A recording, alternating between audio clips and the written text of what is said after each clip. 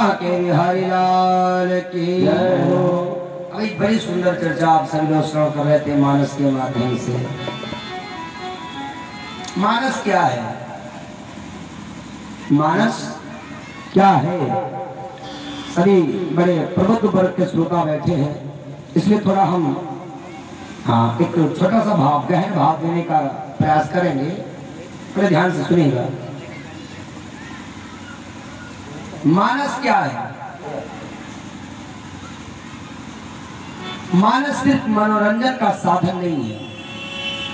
मानस मनोरंजन का साधन नहीं है। माई बाप, आजकल लोग मानस को भी मनोरंजन बनाए हैं। क्यों? अरे बोले मानस की बाबा गोस्वामी तुलसीदास जी की 4 चौपाइयां पढ़ लो, हारमोनियम बजा लो, कथावाच की शुरू। लेकिन बहुत बढ़िया एक साहित्यिक भाव दे रहे हैं आपको। अपढ़ कबीर को तुमने ही बनाया कवि, अंधे सूर को तुम्ही दिव्य बाणी दे, और चंद्रमति रामदेव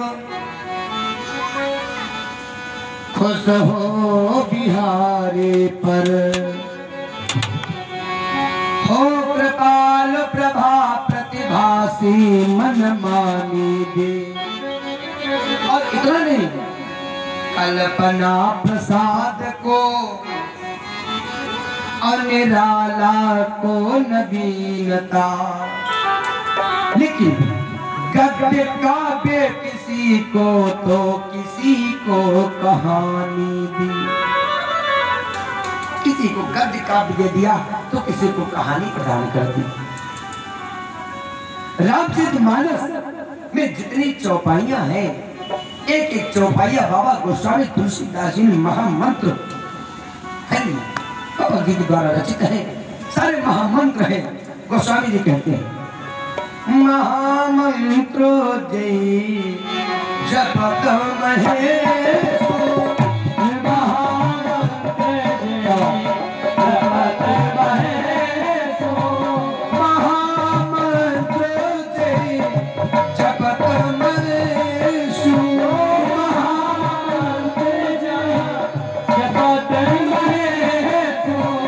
महामंत्र जय जपत महेश, महामंत्र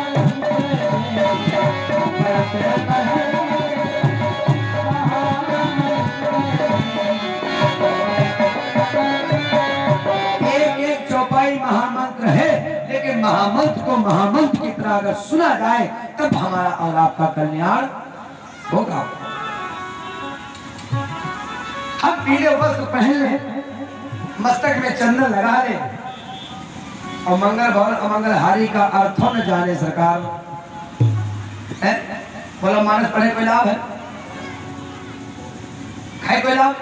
फिर तो बाबा तुलसीदास की चौपाई का खंडन करना है। हमारा चेला था, चेला तो उसको कथावाच की सिखा रहे, तो उसको मैंने बताया बेटा यहाँ से आते इसको याद कर डालो। अब वो याद करने लगा तो एक चौपाई आई, करी तड़ाग मज्जन जलपाना, करी तड़ाग मज्जन जलपाना। तो जब आया मज्जन तो उसने कहा गुरुजी, हमने कहा क्या? बोले ये गलत लिख गया है। हमने कहा क्या गलत लिखा है? बोले यहाँ पे मज्जन नहीं, यहाँ पे मंजन होना चाहिए था, मंजन। हमने कहा तो तुम कथावाच की कही रहे हो गई कथावाच की तुम्हारी सरकार, जाओ। ऐसे ऐसे लोग सीखने के लिए घूमते हैं। बड़ा सुंदर भाव भी आप श्रवण कर रहे थे। बोलो हनुमान जी महाराज की जय हो। अम्बा जानकी की विदाई होती है, कलात्री को बहादुर, चारों दुल्हन सरकार, चारों दुल्हा सरकार अयोध्यापुरी में आते हैं। बिल्कुल नया भाव हम आपको दे रहे हैं। महाराज दशरथ जी ने, चक्रवर्ती महाराज दशरथ जी ने चारों दुल्हा सरकार को और चारों दुल्हन सरकार को एक सिंहासन पे बिठाया और सिंहासन पे बिठा करके 5 प्रक्षालन किया। मानस में लिखा है। हाँ, सिंहासन पे बिठाया और जब से राम जी का विवाह हुआ आनंद ही आनंद है अयोध्यापुरी में। लेकिन सुख अगर आपके यहाँ है तो हमारा पड़ोसी देखो नहीं जाता, पड़ोसी से सुख वो देखा नहीं जाता। क्यों? अरे इसके चौपहिया गाड़ी कहाँ से आएगी, इसके बंगला कहाँ से बन गया, इसके ये कहाँ से आ गया, क्या है यार भगवान, कितना ईर्ष्या देश है आदमी के अंदर है? अच्छा ईमानदारी की बात बताना, क्या हम लोग कुछ लेकर के आए यहाँ? थोड़ा सत्संग करेंगे फिर आपको कथा से जोड़ेंगे। क्या यहाँ पे कुछ लेकर के आए हम लोग?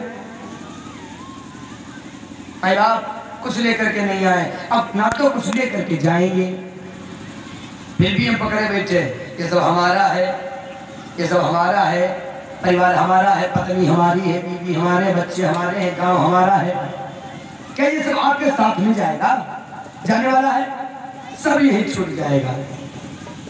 छूट जाई है मंदिर मतंग मतवाले वृंद और कोठी माणी माणिक जड़ी ही रह जाएंगे।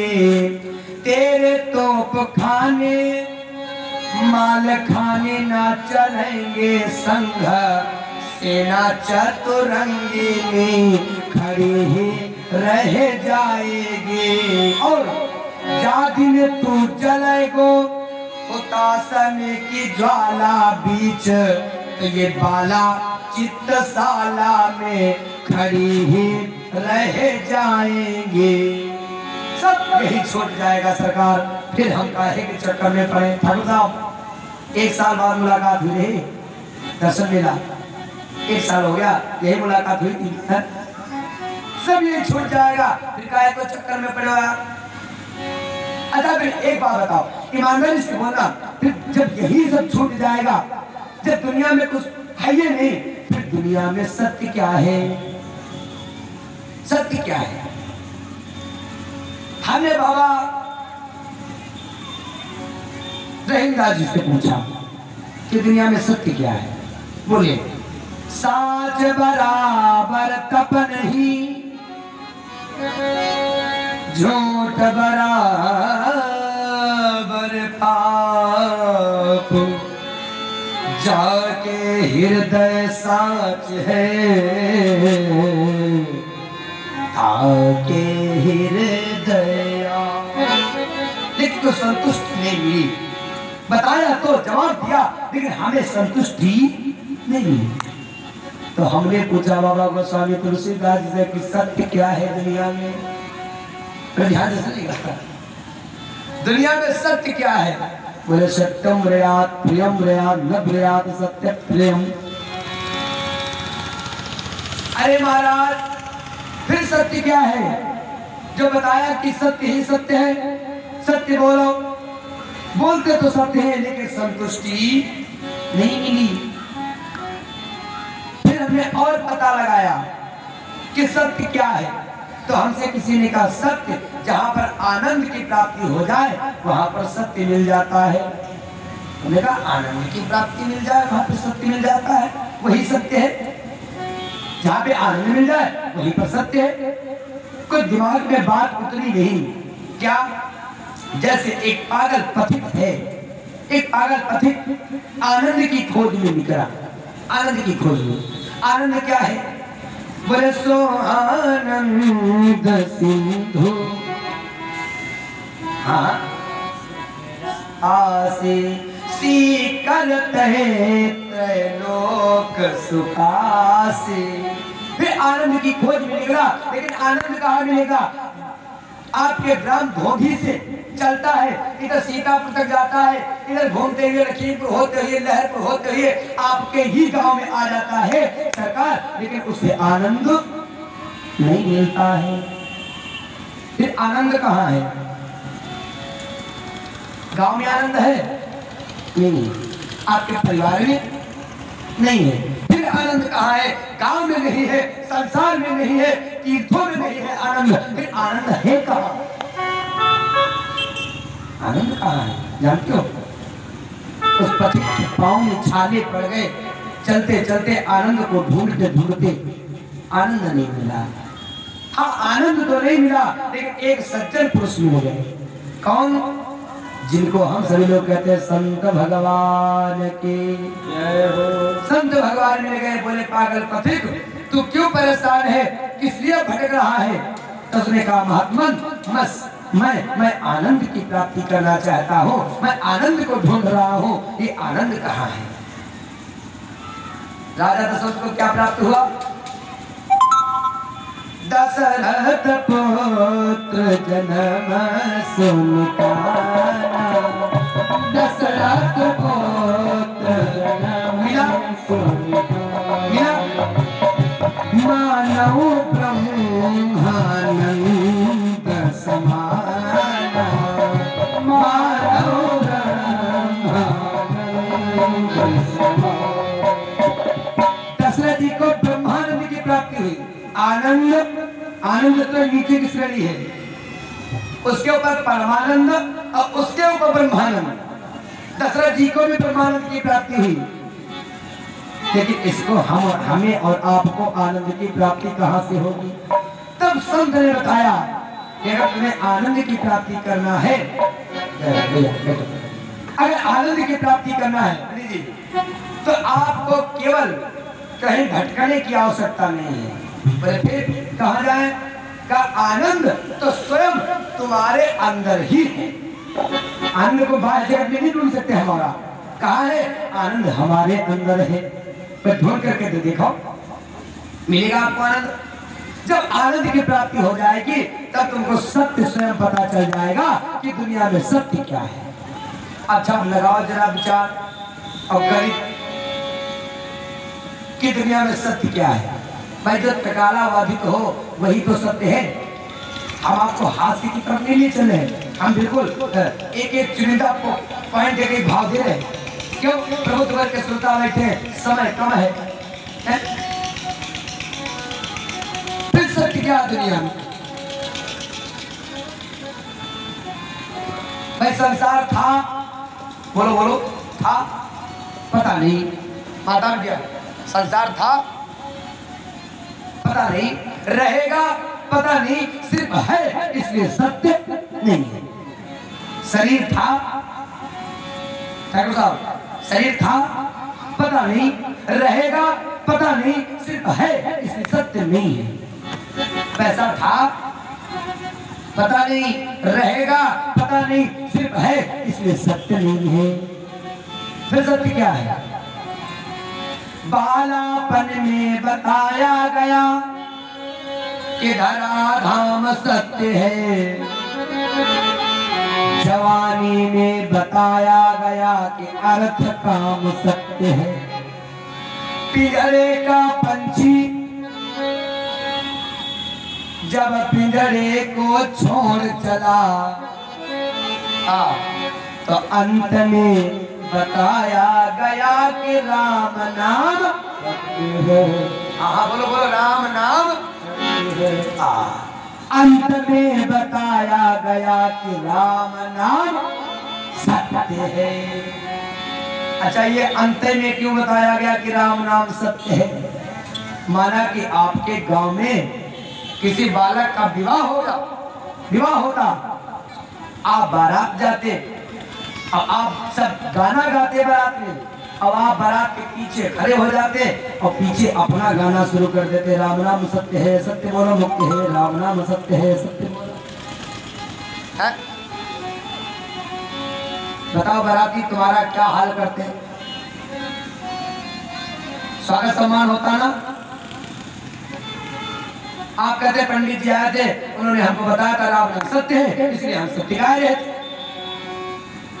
अच्छा फिर सत्य बताया क्यों गया?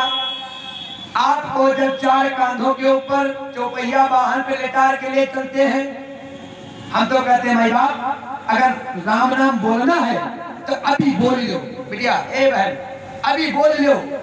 अगर अभी नहीं बोलोगे तो 4 दिन बाद तुम्हारे पीछे वाले बोली है, पीछे वाले बोलेंगे, तुम नहीं बोलोगे तो पीछे वाले बोलेगा तो है ये कोई ना कोई। तो इससे बढ़िया तुम ही राम नाम बोल लो, बोलना तो पड़ेगा। 4 कांधों पर लेटा के चल दिए, अब पीछे वाले कहते हैं राम नाम बोलो सत्य है और सत्य बोलो। सत्य बोलो। अब ये पीछे वाले किससे कहते तुम सत्य बोलो? हाँ, किससे कह रहे भैया सत्य बोलो? भाई जितने बाराती चल रहे पीछे सब तो कह रहे हैं और एक दूसरे से कोई नहीं कहता, सब अपने आप में कहते हैं राम नाम सत्य है, सत्य बोलो मुक्ति है, राम नाम सत्य है, सत्य बोलो मुक्ति है। फिर ये कहते किससे हैं कि भैया सत्य बोलो, सत्य बोलो। आखिर ये कहते उसी से रहे हैं जो चार कांधों के ऊपर सफेद चादर ओढ़ के बादशाह जा रहा है, उसी से तो कहते भैया सत्य बोलो। अच्छा ईमानदारी की बात बताओ, अगर वो एक बार अपने सर के ऊपर से चादर हटाए दे और कह दे हाँ सत्य है, कह दे सत्य है, बताओ क्या दशा होगी? जब गगरी फूस लेके चल रहे हैं आगे, उनके तो प्राण निकल जाएंगे, और जब कांधे लादे चले हुए तो तब ठाणे फेंक देंगे, दादा भूत हो गए। और भाई बाप हम तो इसीलिए कहते हैं, बस एक बार भाव सुनो फिर कथा से जोड़ते हैं। हम तो इसीलिए कहते हैं भजन करो तो जवानी में करो, बुढ़ापे का होगा असर धीरे धीरे, बुढ़ापे का होगा असर धीरे धीरे, बुढ़ापे का होगा असर धीरे धीरे, बुढ़ापे का होगा असर धीरे धीरे, बुढ़ापे का होगा असर धीरे धीरे, बुढ़ापे का होगा असर धीरे धीरे। तो कर ले प्रभु का भजन धीरे धीरे, कर ले प्रभु का भजन धीरे धीरे, कर ले प्रभु का भजन धीरे धीरे।